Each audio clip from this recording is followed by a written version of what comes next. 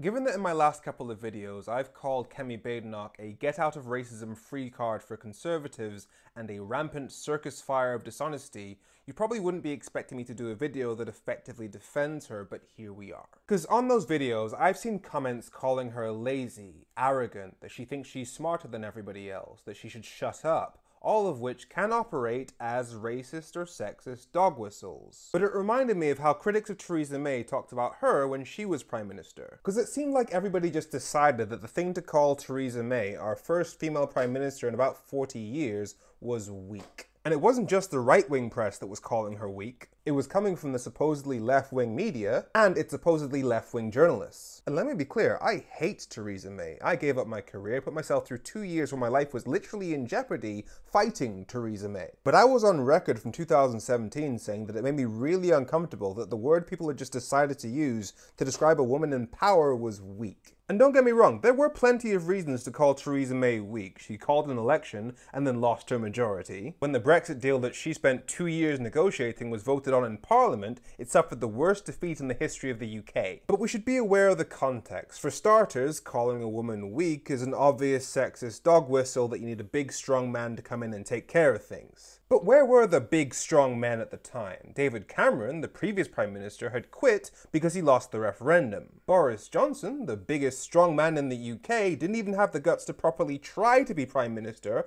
after the Brexit referendum that he won. And then the two men who led the Brexit campaign, building it on promises that we could both take back control of our laws, i.e. have different laws to the EU, the place where we get a third of our food, do most of our trade, and yet that wouldn't make us poorer, even though that would inevitably create barriers to our food supply, and now we're in a cost of living crisis and you can see how that's gone. And they just said, yeah, Theresa, you handle this. And none of those three men ever got called weak. So I'm not saying you can't use words that are potential dog whistles to describe women, black people, or anybody with a protected characteristic, but if you're going to use them, you better make sure it's fair, all things considered. Because bringing it back to Kemi, given the sheer levels of incompetence, divisiveness, narcissism that we've seen from the Tories in the last 14 years, Kemi isn't really that special in that respect. So why is Kemi the one getting the descriptors of lazy, arrogant, which is code for uppity, or aggressive? Like, while all of us shared the intention of what David Tennant was saying to Kemi Badenoch,